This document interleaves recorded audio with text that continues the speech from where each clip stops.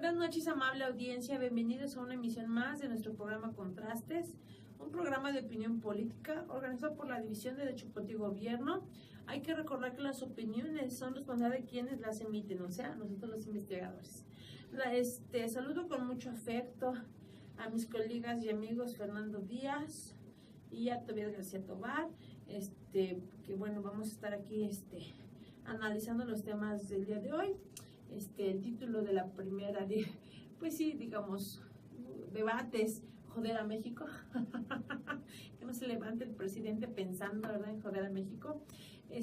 Los cambios que hizo,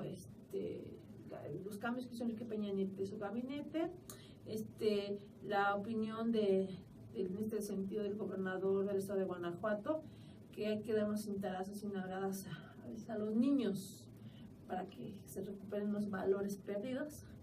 Y vamos a ver el tema de la luz y el petróleo, son temas importantes. Digamos, a un inicio Enrique Peña Nieto dijo que iban a bajar los precios y parece que no cumplió con que prometió como tema de campaña. Y bueno, ya si nos da tiempo, porque como pueden ver ya hay 4 temas, hablaremos del tema de los correos de Hillary Clinton. Les recuerdo nuestra página de Facebook Contrastes de DPG y también pues el teléfono de cabina, que es 216-84, se pone el 73, y bueno, cualquier llamada, opinión siempre se agradece, y además como parte también del debate, que es un poco lo que tratamos de generar a partir de este programa. Agradezco como siempre el apoyo de un alumno, que está en este caso Artemio Carras Beltrán, que nos ayuda en el tema de la página, del Facebook, de cualquier tema, de este sentido, digamos, ya para llevar esto a las redes. También a Francisco Palacios, que siempre está en cabina haciendo posible este programa. Pues buenas noches. El día de hoy, bueno, vamos a empezar con el tema ¿qué tal si empezamos con el tema del gobernador? Tema son buenos de vez en cuando, ¿no? Dice los cintarazos y las nalgadas, dice el gobernador. Fernando, ¿qué opinas al respecto? Pues que es una frase muy desafortunada del señor gobernador. Debería tener un poquito de más cuidado en su dicho, porque si bien el tema de la violencia es el pan nuestro de cada día, no puedes arreglar el tema de la violencia con más violencia. O sea, hay que entender que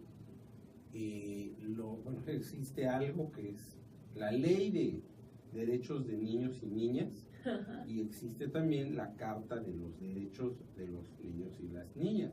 Ella dijo que se vayan a quejar y una parte muy importante de esta ley es una vida libre de violencia. O sea, hay una contradicción ahí, porque no es posible. Y dice, bueno, aunque se quejen derechos humanos, digo, ve lo que voy a decir, escucha por favor. Digo, ¿esto no equivale al diablo a las instituciones? Sí, es que pareciera, ¿no? Porque, bueno, ¿qué está pasando? A mí me parece grave porque digo, no puedes combatir violencia con más violencia. Porque si vamos a hablar de los niños, deberíamos de estar pensando, en vez de darles de cintarazos, pues cómo construir los sueños de los niños y las niñas, cómo hacer que efectivos esos derechos. O sea, yo me pregunto ahorita muchas cosas, entre ellas, el señor gobernador, ¿sabrá los derechos de los niños y las niñas? ¿Sabrá la Carta de los Derechos? O sea, ¿qué le puede decir hoy el señor gobernador a los niños? ¿Que les va a dar de cintarazos si se portan mal? O sea, no es así. Creo que es una visión demasiado reduccionista de un gran problema. O sea, si el estado de Guanajuato tuviera una política efectiva, una política congruente hacia niños y niñas, pues no habría necesidad de nada de esto, ni siquiera de estas expresiones que me parecen muy graves. Y desde el ámbito político, bueno, pues ahí le fallaron los asesores, porque hoy, bueno, ya ha sonado, entonces comienza a sonar en el pleito que traen los panistas como un posible tercera vía, un candidato de tercera vía que pueda unir a los panistas.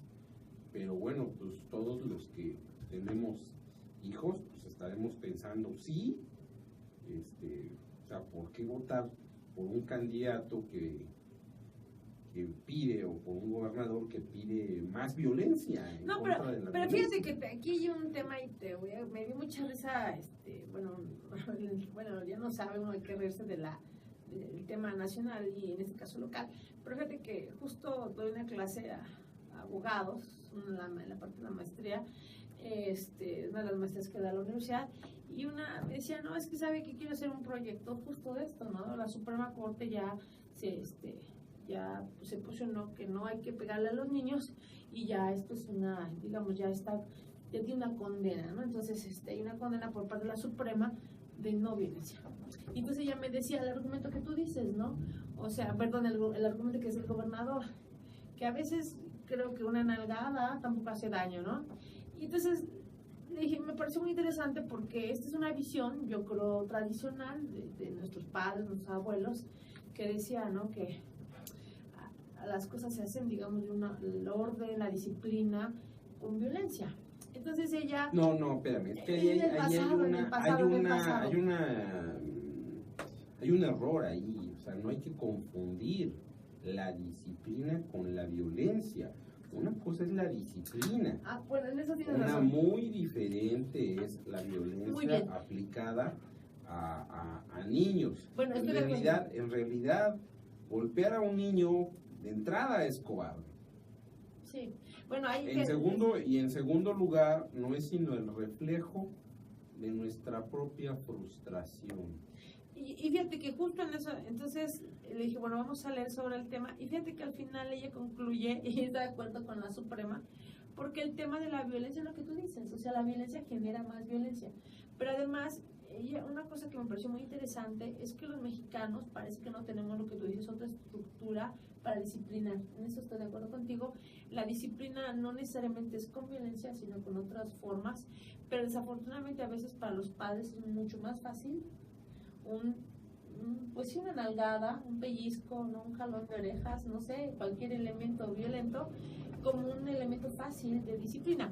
Y yo creo que, o sea, si nosotros reflexionamos, creo que lo que estamos generando son sociedades violentas que se van rigiendo en este sentido. Cualquier acontecimiento, cualquier discusión se genera con violencia.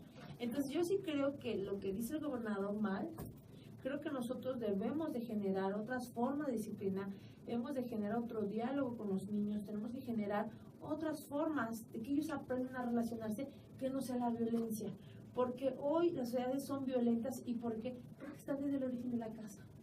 Entonces creo yo, y estoy de acuerdo contigo y con la Suprema Corte y con los derechos humanos, los derechos de los niños. Con los derechos de los niños, que no debemos de violentar y debemos encontrar nuevas formas para que ellos también, cuando sean grandes, encuentren formas diferentes a la no violencia para dirimir sus problemas, dirimir sus, digamos, conflictos. Creo que ya es momento de acabar con esto, la violencia, y creo que no fue su mejor digamos, discurso del gobernador. De hecho, es más probable que un niño que ha sido violentado de grande sea un golpeador, claro, pues sí, que un niño que no ha sido violentado.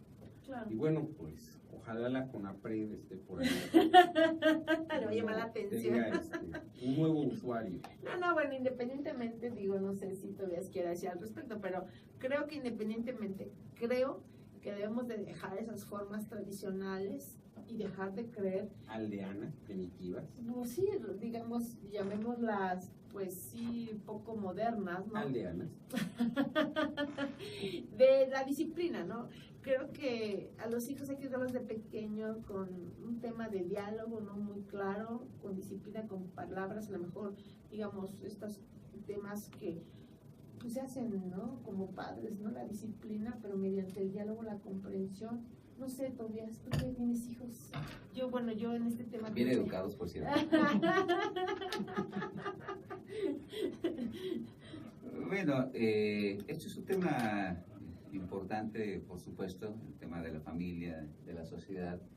Todos aspiramos a tener una comunidad más armónica. Hay una serie de situaciones que nos afectan en todo momento y efectivamente, bueno, vemos cuestiones incluso de carácter temperamental, ¿no? Lo que pasa con los nórdicos, que son más sosegados, digamos, y lo que pasa con los latinos, que tenemos la sangre más vibrante, ¿no es cierto? Y la cultura, por ejemplo, los japoneses, que por supuesto tienen una tradición milenaria en cierto tipo de comportamientos y que pues son sociedades que han ido avanzando en un sendero adecuado.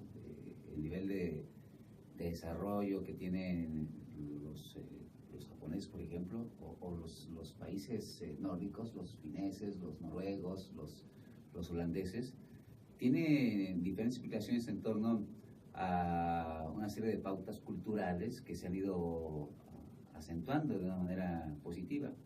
Y creo que tenemos que ir imitando pues, las mejores prácticas.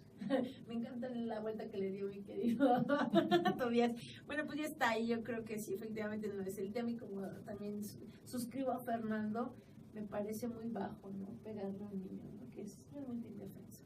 Entonces, bueno, pues ahí está, ¿no? No coincidimos con la versión del gobernador. Creo que habría que recapitular y leer más el tema de los efectos de la violencia cuando ya se es mayor y el contexto social que pueda traer, pues que desde pequeños la forma de que nos enseñen a relacionarnos sea con violencia y no mediante el diálogo y la comprensión. ¿Ok? Muy bien. Vamos con el siguiente tema, por favor. Joder a México. Esta nota es como muy interesante, ¿no? Burlando, dice uno hay que golpear y mandar a los derechos humanos fuera, y el otro dice que aquí creen que amanezco pensando que joda a México. A ver, ahora sí todavía. Yo creo que esa es una frase desafortunada completamente, y como varios analistas lo dijeron, es que va a ser justo una de las expresiones históricas por las que se va a recordar al Ejecutivo Federal de Cuestiones hoy en día. Me parece que, como ya lo hemos comentado en el momento, le están ganando las emociones negativas, está dejando o está perdiendo en muchos momentos la cordura y la racionalidad que debe caracterizar a un político que además recibió formación para ser presidente y tener un comportamiento de acuerdo con los cánones. Pero a mí me parece que es producto de la gran inseguridad que lamentablemente tiene, porque en una instancia pues, es el presidente de todos los mexicanos, ¿no? Y cualquier reacción de él nos afecta invariablemente. Utilizar palabras que pueden ser coloquiales no implica que puedan colocarse en la boca de cualquier persona y en cualquier lugar. No es lo mismo estar con los amigos o estar con los colegas en un cotarro político o en un cotarro social a estar en un evento público que sale al mundo. Sí, además internacional. Así es. Esto, por supuesto que el mensaje que se manda a todos, porque a propósito de los niños dicen, bueno, entonces podemos utilizar esta palabra de manera normal, sí, porque exacto, hasta el presidente la dice. Y luego, con mucha sorna y sarcasmo, ironía punzante, pues varios analistas empezaron ahí los encabezados de sus artículos, sus notas, con la conjugación del verbo, ¿no? Que lamentablemente tiene un impacto, que es lo que está ocurriendo en este país. Es decir, tiene que haber formas que se deben, sin caer en situaciones barrocas del siglo XV, ¿no? Pero tiene que haber fórmulas que todo jefe de Estado, aunque parezca muy espontáneo, hay que recordar también el expresidente guanajuatense, Ajá, sí, exacto, también que estaba. también utilizaba una serie de expresiones que lamentablemente lo que hacen es demeritar la figura de la presidencia de la República. Bueno, pero el anterior presidente tenía, digamos, el vocero, ¿no? Que siempre arregla muchísimo, pero tenía Aquí eso. no. Muy bien. Fernando, ajá.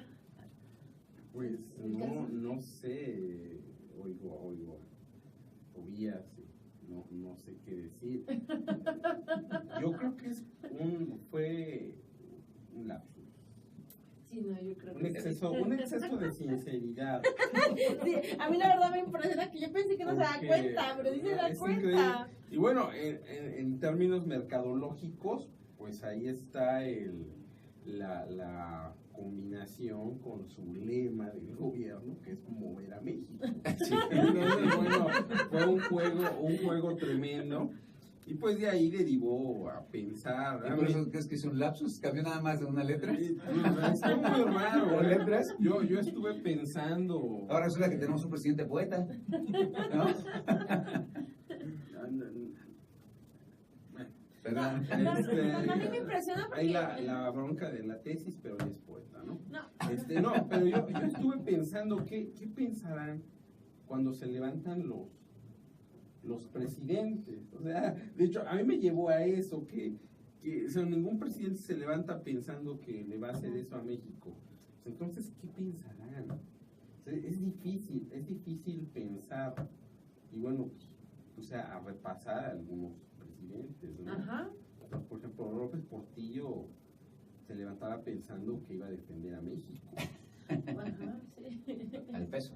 Al peso. Al peso, bueno, al peso y a México, de una forma canina, ¿no? Era lo que se pensaba. Sí, así decía, ¿no? No Que sé, como perro, ¿no? de la Madrid. Díaz Ordaz también, ¿no? No, ahí sí se pensaba cómo golpear a México. No sé, López Mateos ha levantado pensar quién es el más bello de México, ¿no? Sí, claro. Sí, bueno, cada presidente yo creo que es una De frase. la Madrid, cómo impedir la democracia en México. Salinas, cómo robar a México, ¿no? Cedillo, cómo vender a México. Y entonces, bueno, ahí... Y aquí sé cómo joder, ¿no? Y Impresionante. cómo molestar a México, no, ni idea. Pero sí fue un lapsus demasiado sincero. A mí Quizás. me llama la atención porque, de verdad, mira, por ejemplo, cuando estaba Vicente Fox, no le decían Foxilandia, ¿no? Porque todo iba Exacto, súper sí, mal sí. y él hablaba y daba discursos y no, México va súper bien. Entonces, o sea, de verdad creo que Vicente Fox sí creía que iba muy, muy bien, de verdad. Me parece a mí que él estaba en otro nivel. Yo creo que lo sigue pensando. Yo creo que lo sigue pensando. Entonces, dices, bueno, o sea, no sé, no leía, no se enteraba, ¿no? O sea, cualquier cosa, ¿no? Yo pensé que era el mismo caso de Enrique Peña Nieto, ¿no? Que no se enteraba de todo eso. Entonces, cuando veo esta frase me queda claro que sí sabe lo que está pasando, que sí está consciente, y lo cual me parece mucho más preocupante porque creo que sabe, entonces lo está haciendo, entonces no se preocupa en verdad por lo que le puede ir mejor a este país. Entonces, creo yo que ahí hay un tema de cinismo impresionante. Y además el decir, bueno, no me paro jodiendo a México, sino que pienso en hacer cosas, pero lo jodo, pues en el camino pues también está peor, ¿no? Porque yo sí creo que también cuando tú haces cosas, tienes que ver los efectos y las consecuencias, y si tan siquiera no te detienes, simplemente las haces, y después dices, es que no era mi intención, creo que también te deja ver en un grado muy mal como presidente de México, creo yo, ¿no? Ajá. Es que de pronto es un clamor, un ruego, una súplica de crean en mí, por favor. Soy un hombre de buena fe. Me levanto con el propósito Órale. de hacer lo mejor posible. Es decir, en el fondo, creo que tiene una gran carga emocional, con independencia de esta interesante descripción que hace Fernando Fernando, Díaz. exacto, porque efectivamente, bueno, evidentemente que los presidentes se levantan pensando mil cosas antes de tomar muchas decisiones. Algunos dormirán tranquilos, algunos dormirán muy intranquilos, algunos se despertarán con mayores sobresaltos, tener una responsabilidad de esa magnitud no es nada sencillo, pero justo por la responsabilidad tan alta que se tiene, cualquier jefe de Estado, incluso del más pequeño, firmante implica tratar de evitar irresponsabilidades como la utilización de este tipo de expresiones que no le abona a nadie ni a nada, Ni a sino él todo mismo. lo contrario. Es decir, no se le ve con toda franqueza como una manifestación que pudiera implicar una proyección o lapsus de ingenuidad, no, da la impresión de ser alguien con una gran desesperación, de sentirse inseguro, de que no cuenta con la fortaleza, de que un día sí y otro también recibe cuestionamientos de distinto orden, que las soluciones a los grandes problemas no se avisoran y que por delante hay mucho tiempo y con un equipo que se desgrana y que se renueva, porque también eso está ocurriendo. Y no es lo mismo mover piezas a 2 años de la renovación del poder con el propósito de estar definiendo a quién se va a perfilar, a estar haciendo este cambio de cartas por situaciones derivadas de una serie de errores que se han cometido. Fernando, ¿no? Benito Juárez se levantaba pensando cómo defender a México. Claro, por ejemplo, ¿no? Carranza, cómo regresar a México al porfiriato sin Porfirio, ¿no? Oye, pero Lázaro tampoco... Cárdenas, cómo expropiar a México. Miguel Alemán, cómo hacer negocios en México. Santana, cómo vender a México.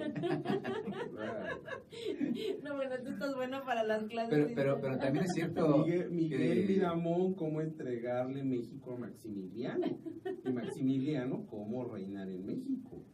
Sí, bueno, cada quien tiene su... Era con el Jesús despertado. Digo, es que eso estuve pensando una semana, que era cómo se despertaban La frase de cómo los se hombres despertaban. del poder en México. El señor Calderón, por ejemplo, no creo que se despertaba, tenía pesadillas cómo hacerse legítimo en México. O sea, era una cosa del diván. A mí sí me tuvo ahí un buen Obregón, rato, ¿cómo se levantaba? Un buen rato.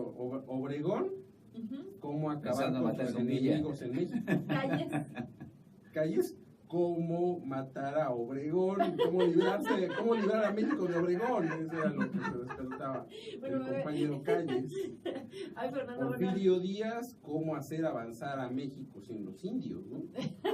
Bueno, ahí está una muy buena descripción. Lo malo es que nos cuesta de cómo joder a los mexicanos. Pues ahí está, yo coincido. Madero era cómo traer la democracia a México.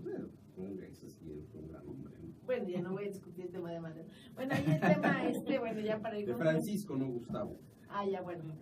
Entonces, mira, nada más ahí para concluir, yo sí creo que pues sí deja ver, digamos, un tema muy complicado a nivel internacional, Enrique Peña Nieto, de que no puede, se le está yendo el poder en los últimos meses, que me parece a mí que ahí hay una desarticulación, está en una crisis que hemos visto aquí, está evidente y creo que con esto seguimos ahí viendo que pues hay una debilidad al interior del PRI y si esto, digamos, sigue así, bueno, pues vamos a ver qué pasa en las elecciones, porque bueno, esto parece ser que puede reflejarse en el tema electoral.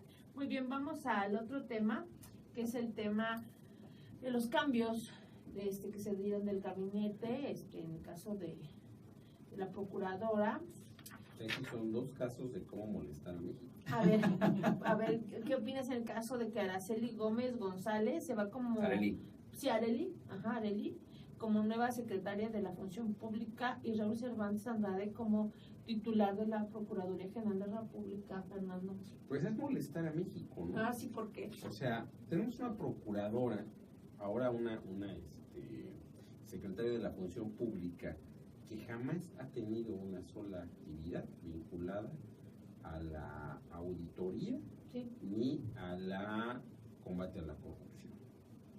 Entonces es bastante triste cómo se recicla una función, que es muy el estilo priista, ¿no? De reciclar funcionarios que no saben nada y ponerlos Pero además que ha demostrado mucha simplemente lealtad, ¿no? en un lugar, y que en realidad no ha rendido frutos. O Bueno, sea, ha sido muy leal, ha hecho, digamos, ha portado sin ruido, ¿no? pero había que hacer ruido, ¿no? Habría que haber resuelto problemas importantes para la sociedad. Pero Sabemos no que propuesto para no eso. son problemas importantes para el gobierno, no son problemas importantes para el presidente, pero son problemas importantes para la sociedad y que dejó pendientes, y que bueno, pues es bastante triste para los mexicanos que pues que no haya resultados, no haya nada. Y bueno, y extrañamente vemos sus primeros pasos y que va a destruir el sistema de servicio de carrera Así que porque hay muchos porque panistas. cree que hay muchos panistas, pero qué barbaridad, o sea, Sí. estas, ¿dónde tienen la cabeza? No Dice podemos poco más de entender. 28,000 plazas.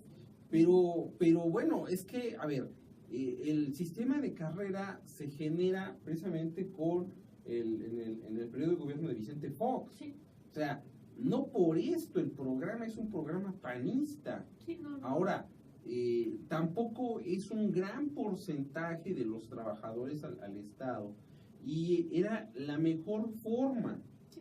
de construir una burocracia que Profesional. trabaje para los fines del Estado, no del gobierno. Sí. Pero como ellos siempre traen el gobierno en la cabeza, les estorban. Y ahora dicen que son panistas. Sí. No, ¡Qué y- barbaridad! Es que ahí hay Sí, de sí. todos. O sea, yo estoy seguro que así como hay panistas, pues ha de haber priistas, ya de haber del Partido Verde y Del del PRD, PAS de Morena. y de Morena. Hasta comunistas se le ha de ver Sí, colado o uno hasta ahí. independientes, ¿no? O sea, pero eso no tiene nada que ver. Si es un servicio de carrera, hay un proceso de evaluación de su trabajo, Sí, sí. ha de haber procesos de remoción. Sí, O sí, sea, sí. no tiene nada que ver una cosa con la otra. Entonces, que esta sea su primer gran frase, que sea el inicio de su trabajo, es realmente muy triste y al mismo tiempo pues es bastante significativo, bastante simbólico, lo que tú has dicho bastante bien en términos de la lealtad, etcétera, etcétera. No, y fíjate, y hay un tema interesante porque cuando se hizo, digamos, esta idea del servicio profesional de carrera, ¿cuál era la intención? Digamos, un funcionario que no estuviera a expensas del gobierno que llegara, sino que trabajara para el país, ¿no? Entonces ahorita resulta que pues ya no les convino esto y porque entonces la justificación es que son panistas y no les dejan trabajar. Ahora, los problemas de México son casi por esto, ¿no? El año pasado, bueno, esto siempre ha sido, o sea, el servicio de carrera siempre ha sido enemigo del político oportunista que quiere llenar la nómina de sus enemigos, de sus amigos. Claro. O sea, eso es el servicio civil de carrera. Al contrario, hay que robustecer este servicio y no intentar destruirlo como ella ya comentaba, Sí, pero además lo que que tú realizar. Porque, bueno, yo he conocido algunos casos personales, que igual no vienen al caso, y eran más o menos Amiguismos. estas formas, no tanto amiguismo, sino gente que realmente se puso a estudiar, que realmente consiguió su plaza, Sí. que no tiene simpatía Claro. específica por nadie y que llega a hacer su trabajo para el cual, bueno, hay una categoría, hay unas tareas específicas, pero como no le sirve Sí, no es al que te- jefe en turno nombrado. No, espérame, lo peor es que esto no ocurrió solamente con el PRI, esto ocurrió dentro del propio gobierno del señor Calderón. Madre. Dentro de ese mismo gobierno, él fue el primero, de hecho, que busca destruir el servicio de carrera. O sea, lejos de robustecer el sistema, lo minó. Y de ahí hay una de la Suprema Corte, hay una, bueno, Tobías me corregirá, hay un dicho, un boletín, un bando, Una jurisprudencia. que señala que al ser las personas que entraron de carrera, no es tan fácil removerlas, porque ese es el sentido del sistema.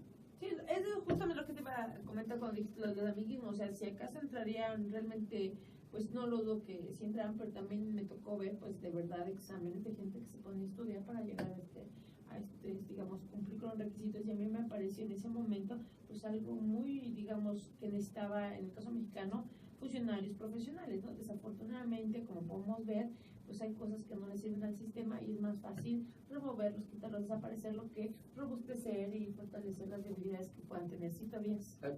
Hay varias cuestiones.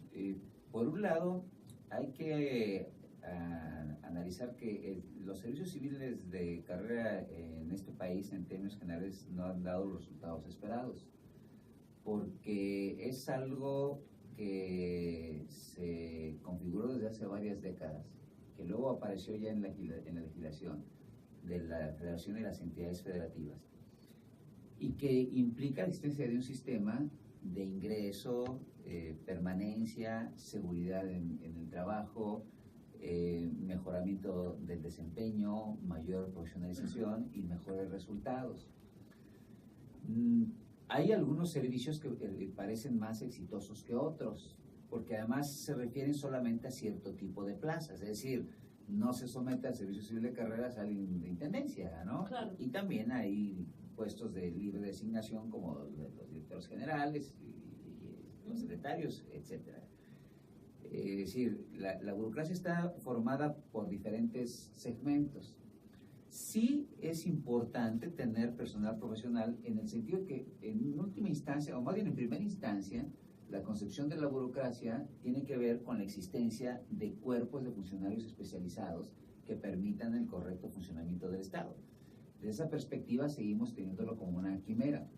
Hay algunos servicios profesionales que quizá tengan un mejor desarrollo sectorial, como sería, pienso, con algunos asegúnes hoy en día, pero me parece que el servicio profesional electoral inició con grandes aciertos y tiene todavía diferentes aspectos positivos.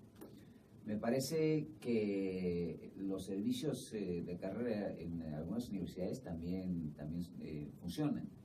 Y también creo que se han pervertido en muchas ocasiones en diferentes partes del proceso. El tema es, por un lado, reconocer que el servicio civil de carrera debe ser observado, si es necesario auditado y mejorado también de hacerse exigible. Porque lo que se plantea es un recorte de un gran número de plazas. Y aquí también habría que ver, por supuesto, los derechos adquiridos que tienen los servidores públicos, lo cual implicaría en cierto momento justo la inamovilidad, la no remoción, salvo que exista una causa suficiente y que se siga el procedimiento correspondiente para que se haga.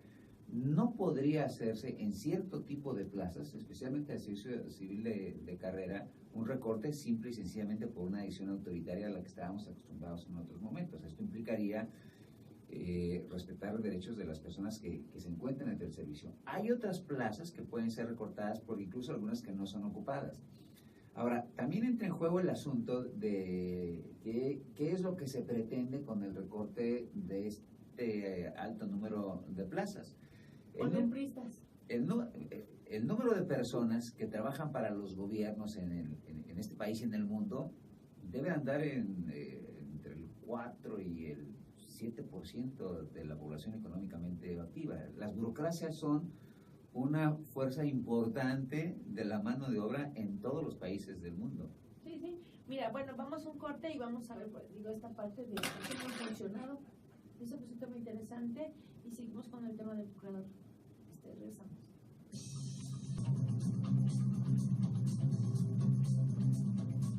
Bueno, en este caso regresamos con el tema del servicio profesional.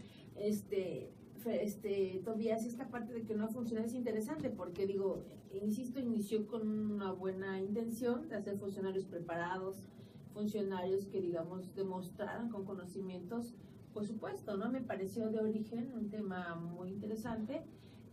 Y que justo lo que necesitábamos en la burocracia. Desafortunadamente, como ya lo dijo Fernando, pues empezamos ahí con problemas. El mismo Calderón, digo, empezó ahí a formar el asunto, pero entonces es un tema muy interesante, no ha funcionado. ¿Por qué dices que no ha funcionado todavía? Sí, quiero que hablar de diferentes servicios civiles de carrera y ahorita no es la tentación de hablar, por ejemplo, de los municipios. Se supone que debe haber un servicio de carrera en los municipios.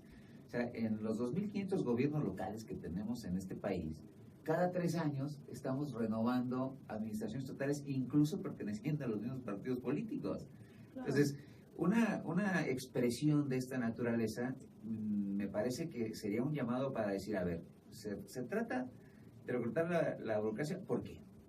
¿No está funcionando el servicio de carrera? ¿En dónde? ¿Qué es lo que hay que mejorar? Porque esperaríamos un servicio eficiente.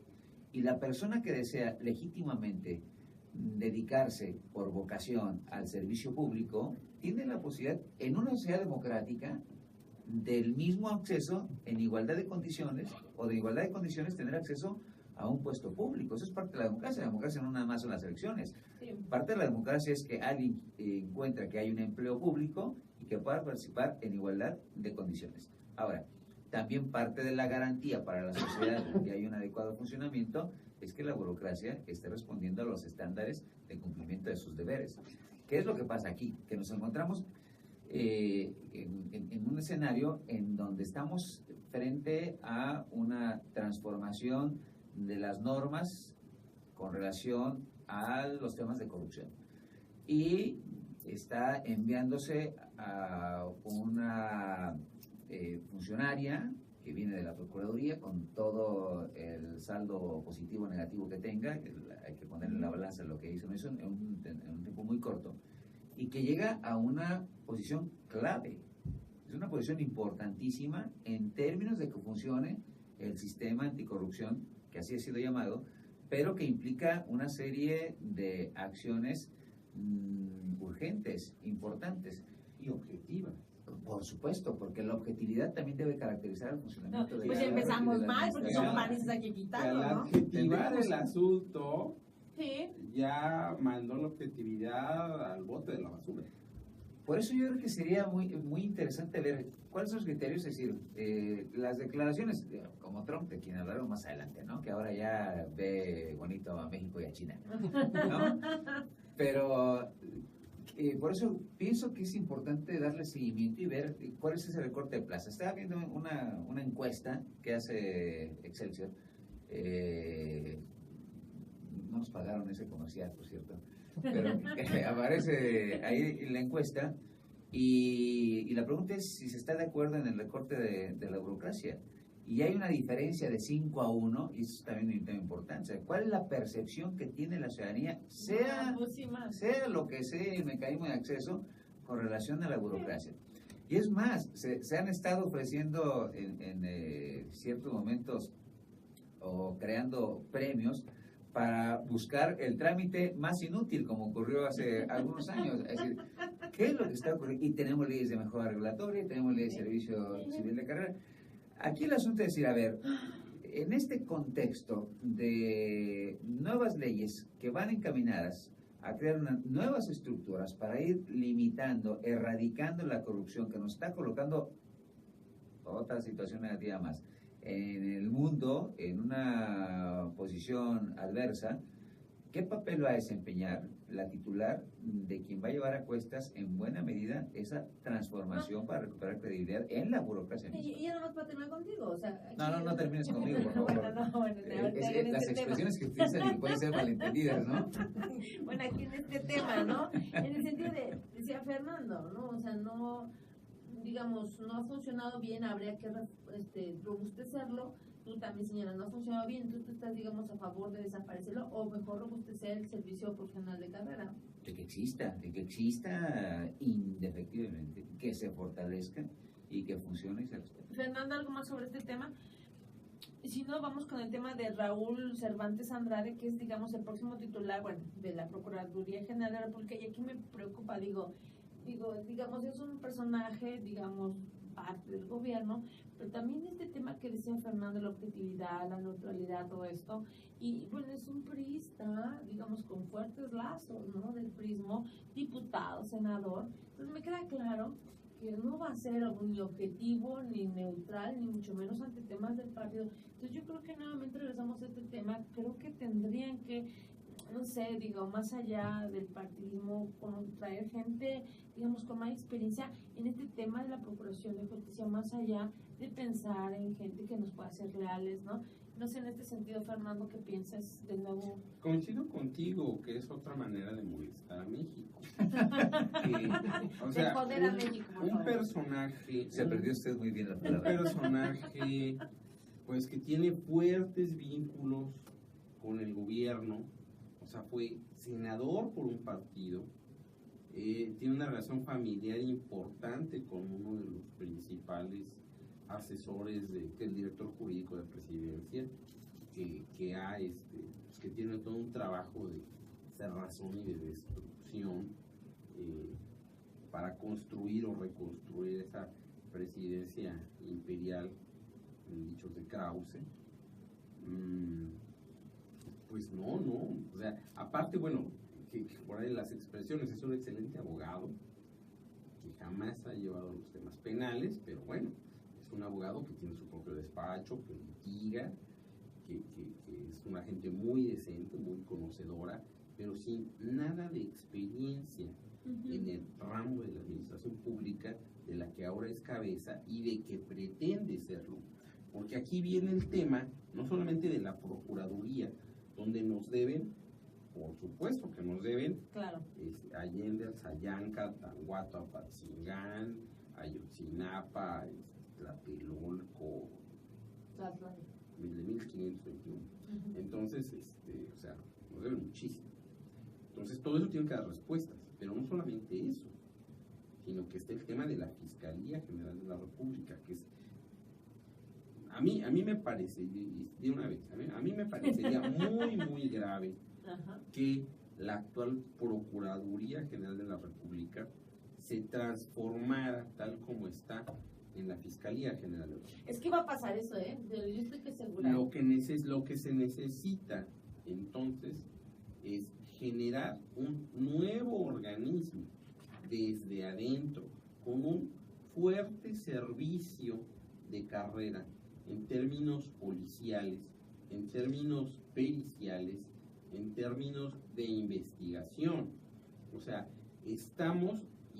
yo creo que fue muy acertado que la Procuraduría adquiriera la autonomía que precisamente perdió a finales del siglo XIX con Porfirio Díaz, que es cuando se transforma el delito, puede transformarse el delito común en delito político, y de ahí la revolución, el priato. Entonces, hoy estamos en esa oportunidad de que la justicia ya no sea selectiva, de dejar de usar este verbo horrible, judicializar los procesos políticos.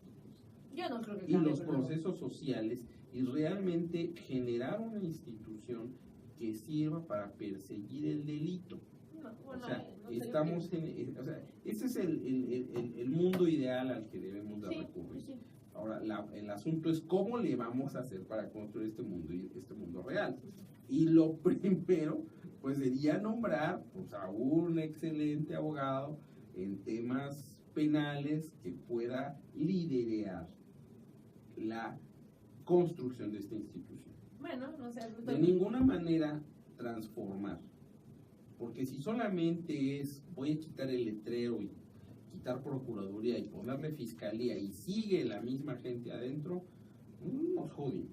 Yo creo que va a pasar eso, ¿eh? No creo, o sea, y sería muy triste, y sería una cuestión de una gran irresponsabilidad de la clase política priista, que bueno, digo, qué decirlo, ¿no? Ojalá que algún ángel te escuche. Bueno, por ahí ilumine el camino. Oye, pero me encanta, Fernando, de los tomadores de es tan decisiones. escéptico y en estos temas está como, pues, que muy seguro de que esto puede cambiar. Tobías, ajá. Finalmente, a alguien le corresponde nombrar a los altos servidores del Estado. Sí. Como los ciudadanos elegimos democráticamente, Así, por mayoría, al presidente y a los diputados y a los senadores, sí, que no necesariamente toma la ciudadanía las mejores, o las mayorías no necesariamente toman las mejores decisiones. Pero son los mecanismos institucionales que se han diseñado para tratar de llevar a ciertos ciudadanos a que puedan tomar las decisiones. El tema de la Procuración de Justicia es central en este momento para este país. Sí. ¿Cuál es el diseño que se ha considerado conveniente y que desde el punto de vista formal, claro, materialmente habría que ver cuáles son los resultados, pero formalmente dotar de autonomía a una institución de esta envergadura es fundamental y es en sí mismo ya un avance importantísimo, porque la subordinación hasta ahora Procurador General de la República y de los procuradores en las entidades federativas a los presidentes, a los gobernadores de salud, implica, por ejemplo, que en determinado momento se haya intentado seguir un procedimiento penal hace pocos años a un ex jefe de gobierno, como antes se le llamaba, y que después, por razones políticas, se haya determinado que siempre no. Claro. Porque esto juega en todos los sentidos. Sí. Podría ser un instrumento, o es siempre un instrumento de represión, porque finalmente esto se traduce en el llevar ante los tribunales ciertos asuntos que tienen una gravedad tal que por eso son de orden penal. Sí, sí, sí. El tener una fiscalía autónoma me parece que es fundamental. Cortar el cordón umbilical del procurador o del fiscal como general del país, como se va a llamar ahora, del presidente de la República, y que dure más del periodo del presidente, eso me parece que es importantísimo. ¿Cómo va a actuar quien vaya a ser el fiscal de la nación o el fiscal federal? Aún no lo sabemos, porque hoy en la mañana escuchaba un recuento de varios presidentes latinoamericanos que han sido llevados a la justicia. Y no han sido pocos, a propósito de lo que ocurrió en estos días en El Salvador y hace pocos meses en Guatemala, a partir de este organismo internacional que también estuvo interviniendo. Y también el caso de Dilma Rousseff. O sea, hay casos que nos están mostrando que jefes de Estado van ante la justicia, que es una de las cuestiones que hemos debatido en este programa. ¿En qué momento los altos funcionarios van a ser llamados a la justicia? Está el antecedente que de Echeverría se le inició una investigación por genocidio y al final no sucedió nada. Pero buscar diseños institucionales perfectos es complicado. Sí encontramos, a mí me parece, algunos avances importantes en términos de si la Procuraduría ya no solo no pertenece a la administración pública centralizada, sino que ahora tiene plena autonomía. Es decir, en términos jurídicos, y yo espero que en términos materiales, no solo formales, ya el presidente de la República no le va a decir al fiscal, oiga, usted va a consignar o no va a consignar. Eso es lo que estamos esperando. A menos que sea de otro partido. Pero bueno, fíjate que recuerda la disciplina partidaria. Claro, es que se está olvidando. Mata servicio público. Claro. Es que recuerden, por ejemplo, que ya hemos tenido procuradores que pertenecían a un partido distinto al del partido en el gobierno, y que fue el caso de Lozano Gracia. Es decir, que fue una desgracia para la impartición de justicia en México. Claro, pero esto implica por eso de que los diseños no son los negativos, el asunto es la distorsión que se le pueda dar a la puesta en práctica de lo que establece las normas y las aspiraciones que legítimamente tenemos. Pues mira, ahí vamos a ver, pero yo también nuevamente creo que no es el mejor. Investigar con base en lo que dice el tarot o una maga. Bueno, pues ahí lo dejamos, ¿no? Exacto. Pero bueno, pero de entrada creo que el tema de la objetividad no va a funcionar con este nuevo titular, y bueno, además, como bien hemos dicho, me parece a mí que no tiene de experiencia, que pensaría uno que tendría un funcionario de este calibre. Muy bien, vamos al último tema, porque creo que no da tiempo de girar y los correos, ¿verdad? Que están ahí, sino vamos al tema de el aumento de la luz. El tema me parece muy interesante porque Peña Nieto, uno de los compromisos que dijo, ¿no? Digamos, se cansa de decir que sí cumple, pues fue bajar la luz, y entonces no parece que esto no va a funcionar, y contrariamente esto viene más luz, y la luz parece ser que, bueno, está más cara, pues porque todo el tema de la gasolina y toda la energía es cara, entonces también tiene que aumentar. Entonces parece un círculo vicioso donde se justifican para seguir aumentando tanto gasolina como luz. Entonces, en ese sentido, Fernando. Pues es otro engaño a México, ¿no? Para molestarlo. Para joder a México, no se te olvide. Porque bueno, efectivamente era dos temas de la reforma energética, que iba a bajar el precio de los energéticos, pero bueno, pues no han bajado. No, y están sub y sino suben. que han subido, esa es una. Dos, que la mayor parte, o que un porcentaje importante de la energía se genera a partir de fuentes no convencionales o no con base en combustibles fósiles.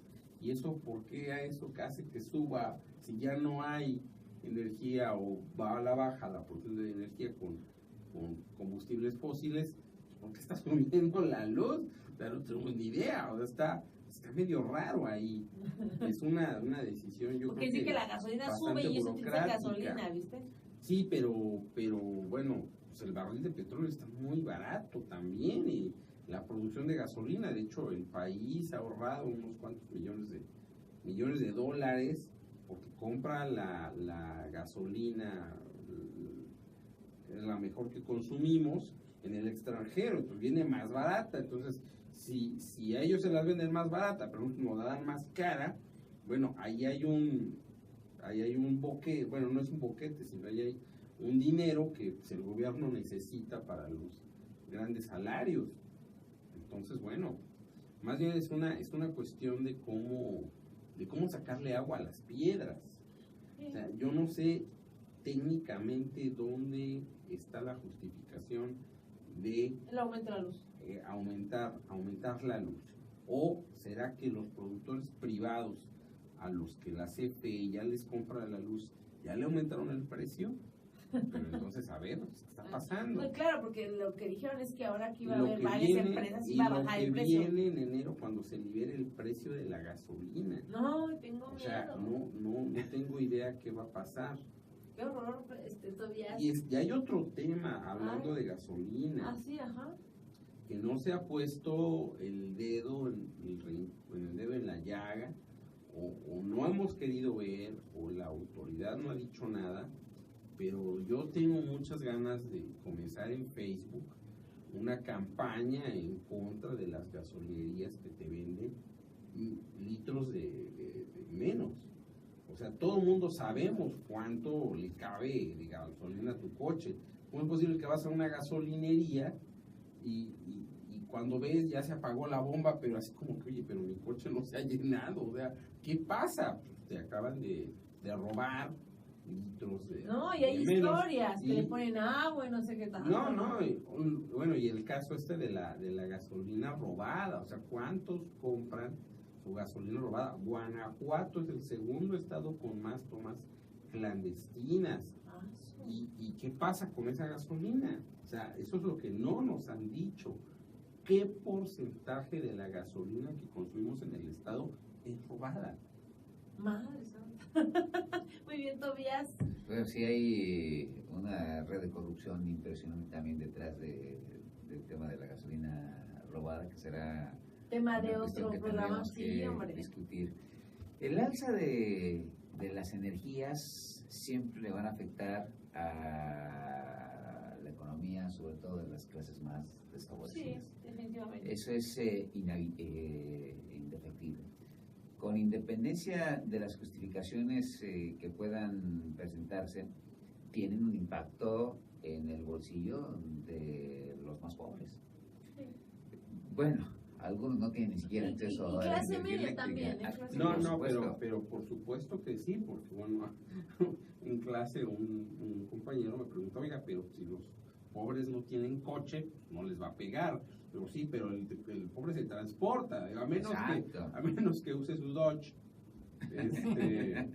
pues se transporta, de todas maneras va a pagar un pasaje, y el empresario del transporte no es el buen samaritano que va a asumir los costos de No, y además el para transporte de los productos para también nada, sube. el costo de los productos, claro. Claro, porque todo, la gasolina dice, sube la gasolina y sube todo. Ajá. O sea, sí, esto es un golpe para todo el mundo, terrible. Ahora, lo que también a mí me parece que va a ser interesante es ver cómo estamos aprovechando las garantías, las energías no convencionales, porque Efectivamente, se va a liberalizar la gasolina, ya es posible que se produzca energía eléctrica. Esto debe generar competencia. Y la competencia debería generar mejores condiciones para el consumidor en términos de funcionamiento correcto de un sistema. Bueno, yo ya empecé a cambiar las cubetas de mi casa, ya no son de plástico, ahora son de aluminio. Las voy a pintar de negro y las voy a sacar para calentar el agua en unos termos. Entonces el uso de nuestra Eres ecologista y eso es correcto, eso es positivo. Y vamos a que ya acabamos. Ya me voy a ahorrar unos litros de gas. No, bueno, ahí está un tema que yo creo que sí es, pues sí, la verdad creo que no hay justificación, no hay, digamos, ni una explicación tampoco de por qué, digamos, a través de una lógica de competencia entre empresas, sigue aumentando esta situación. Y además no hay ninguna explicación, como dice Fernando, además porque, bueno, la gasolina en el mercado internacional no está, digamos, tan alta, entonces, ¿por qué está subiendo? Y lo que viene a mí me parece que es muy preocupante, porque todo lo que hemos dicho en este programa es aumento de precios, mayor desempleo, ¿no? Canasta básica más cara, y si esto le sumamos la gasolina y la luz, pues creo que vamos a tener una época muy crítica en 2017, o sea, creo que lo que estamos viendo no va a ser un buen futuro, ni tan siquiera un año muy bueno. Ok, Fernando. Después de pensarlo tanto, creo que sí, efectivamente, el único que se levantaba pensando cómo joder a México era Salinas. También ya serían dos. Muy bien. Entonces, en ese sentido, Tobías, ¿algo más? Y si no, para despedirnos, ajá. Seguiremos hablando de estos temas. Ok, muy bien. Bueno, pues mira, muchísimas gracias, queridos radioescuchas. Les agradecemos su atención. Por favor, no dejen de ver sus comentarios y opiniones a la página de Facebook. Recuerden, tenemos una cita el próximo lunes a las 8 de la noche. Y bueno, la finalidad es hablar de los temas, digamos, que se debaten en la semana, digamos, hacer un análisis, y es muy importante su opinión, porque finalmente son temas que son una agenda nacional, son temas que los mexicanos tenemos que estar, digamos, pues atentos, que debemos de conocer, porque también creo que una democracia necesita ciudadanos informados para que tenga éxito. De lo contrario, creo que los políticos pueden hacer y deshacer. ¿Okay? Pedro Lascurain fue el único que no se levantó pensando en qué hacer con Fernando. Ok, buenas noches, hasta la próxima.